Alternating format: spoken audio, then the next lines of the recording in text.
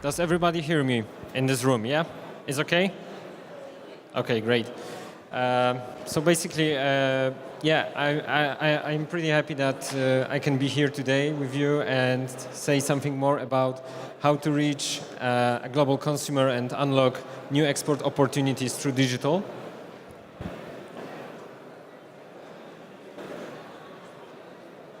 Okay. Whoa. Too fast. Okay. So my name is Kamil. I'm working at Google already 2 years, and I'm working in a large customer sales team. Basically, day to day, I'm dealing with top-tier media houses in the Polish market. So this is my core job. And today, as I mentioned, I will tell you something more about the export opportunities. So here is the agenda.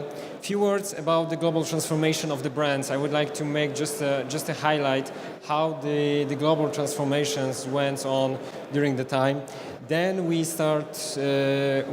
move to the part about how to turn your business upside down and to make it somehow good to the current situation in digital landscape. Then I will show you some free Google Exports resources and tools you can very easily use and get the valuable data from the stuff. And finally, I will summarize how to go global but still think local. But before we go to the main point, I would like to say a few words about our global expansion team. This team is strictly dedicated for the biggest export clients at Google in large customer sales departments. So in this team, we have more than 40 export consultants and country specialists, which is covering more than 20 countries in our region, EMEA.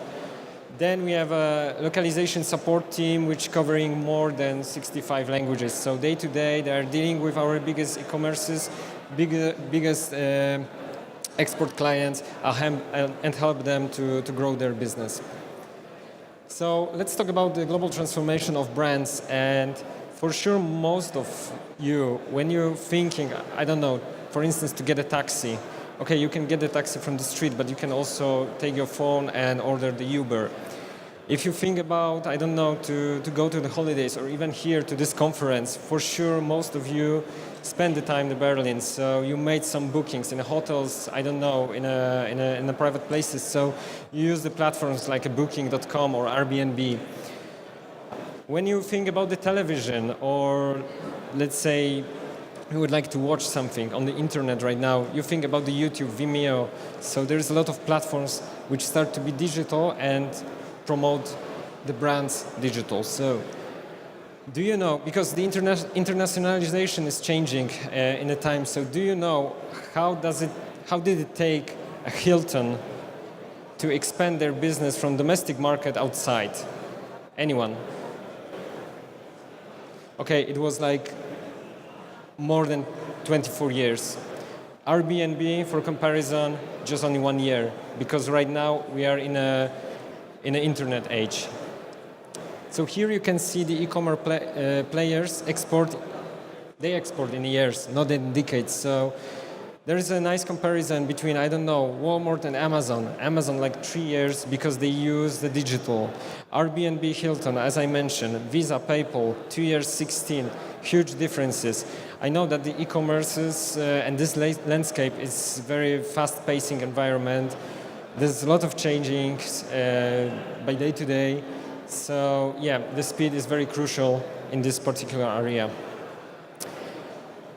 Internet penetration as a percent of population, this is one of the most important factors when we think about to go global. Why? Here in a high penetration funnel, we see that we have two very major markets like Japan and United States. In those two markets, the digital, it's very major.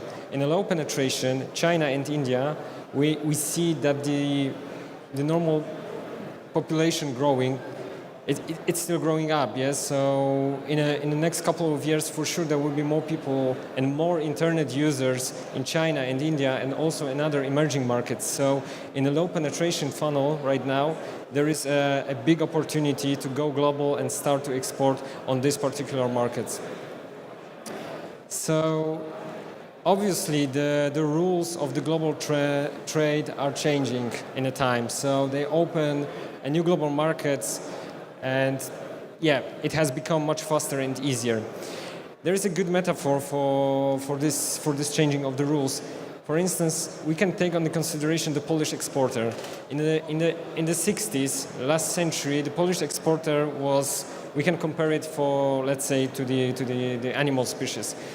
The Polish exporter was like a turtle, very slow. There was a lot of obstacles to defeat. There was a lot of barriers. There was everything was super slow because there was a political situation, let's say. In late 90s, after the politician and economic transformation in Poland, the Polish exporters start to be a little bit faster, like a rabbit. So the businesses start expanding a bit faster. There was not so much obstacles, not so much barriers to defeat. And the exporters spent less time, and they spent also less money to do the export. Right now, in the age of the internet, let's say the Polish exporter is like a tiger. Everything is super fast.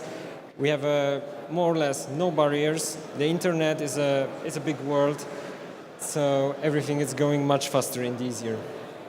So let's talk about this, how you can turn your business upside down, how you can rethink about your business and go really global. This is just only a few examples about our biggest global e-commerce exporters. So Pixars, the company which invited, let's say, the self-design photo wallpapers, already in a whole markets in Europe. Same as Oponeo and eSky. Oponeo right now, they start expand their business in the US, and the eSky, for instance, is very popular right now in Brazil. So those companies are really successful. But how do they make this? So first of all, when we start to go and think about the global strategy, we have to make the assess of the attractiveness of the market. So there are two main points in this stage: to check the market potential and entry barriers. And when we talk about the market potential, we can check what the big market is. So we're checking the market size and the number of the queries. If it's equal, that's great. Then we have to check the dynamics of the queries growth. For the entry barriers, CPC, so cost per click, is very important, and also the competition saturation. Another very important thing is the purchase journey in each market. Every market in every market the consumers are different, so we need to check how many, for instance, internet devices they are using to do the final purchase. So, for instance, in Great Britain right now, in a typical household, there are more than 7 different internet devices. So it can be mobile, tablets, I don't know, smart TV, desktop, etc., etc. So this is also it's good to check this factor, how it will be working with your business. So today, let's say, with the internet, you spend less money, you spend less time to do your business globally, and everything is more certain. But how you can be successful in the international markets, how you can take this data and implement it to be real, to be really functional. Basically, you can use our, let's say, free Google export resources or tools. The first one is a Google Trends. The Google Trends is, I think, right now it's one of the most valuable thing at the internet, because in the real time you can check the search data, and for sure it helps you measure some of those things they are really interested in. So you can discover the searches that are trending right now. You can see the top charts by the category or the news stories. So here you have a general overview. There is a trending searches view. Here you have a trending on YouTube, but on YouTube the data is not in real time, but it's updating and every 24 hours. And the last one is the top chart. So there is like 9 or 7 right now, the verticals, business verticals, and you can check it by verticals, let's say. Consumer barometer. As I mentioned about the purchase journey, so by this tool you can very easily check the insights about how the consumer behave on the particular market. So here you have 3 different sections. The multi-screen world section, it helps you to understand the internet usage in the particular market. The smart shopper section, this is about the purchase journey. And the last one, this is the smart view section, which provides you insights about, I don't know, recent online video uses across the devices. Yeah. Thing with Google Export, actually this platform is included to Thing with Google, the bigger one. So you can also go straight to the Thing with Google, sign up to our newsletter and be up to date every week or even every day in particular areas. I think right now at about the export stuff, the updates are every week, so you can check this. Global Market Finder. This is a very cool tool because by this tool you can very easily check which keywords, if you have the Google AdWords campaigns, which keywords will be the most valuable for you. By a geographic distribution, you can see which markets will be most valuable for you. And the last thing, this is the estimated cost. So you can easily check how much budget you will spend per particular market. And the last 2 tools, Google Website Translator. So the Google Website Translator, it's a simple plugin. You can implement it on your website. If you don't have already, or if you don't build already the website to the particular market with this particular language, you can use this plugin, and in very easy way, more or less, they will translate your web page.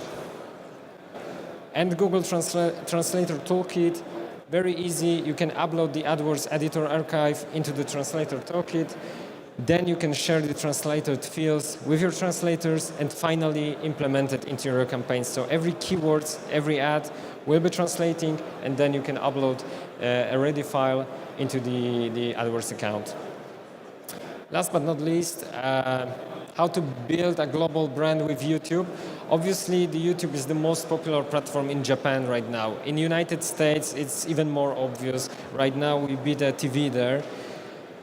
In Poland, for instance, that's one good news. There is a big potential of YouTube in mobile because this app is the most popular app in a Polish market.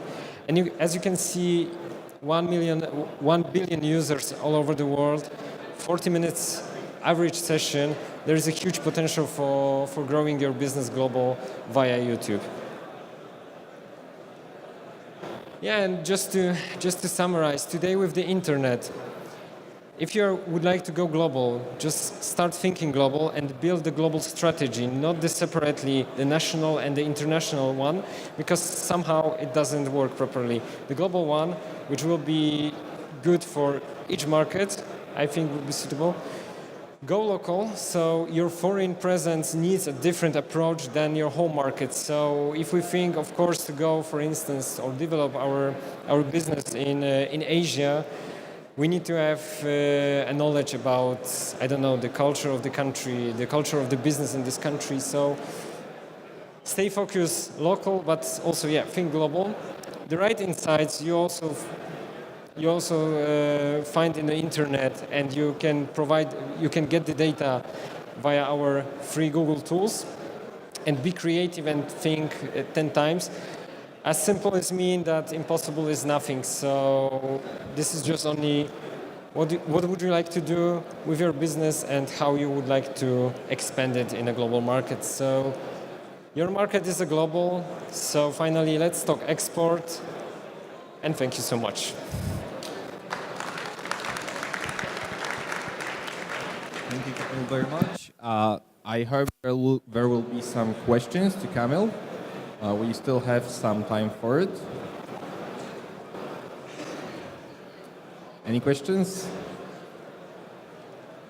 Okay, so in that case, Kamil, please tell me, do you think any company can go out to the global market, even the smallest one, to just start the selling procedure? You know, at the beginning at Google, when I started my job there, I was working with small, medium business clients. So I think the biggest potential is there because, as I mentioned, the Pixars, Oponeo, or eSky, they were very small companies at the beginning, and after just a few years and when they start to cooperate with us, they really grow. So I see the biggest potential in SMBs. Okay, so just let's hope that e-commerce will develop itself, and thank you. Thank you so much.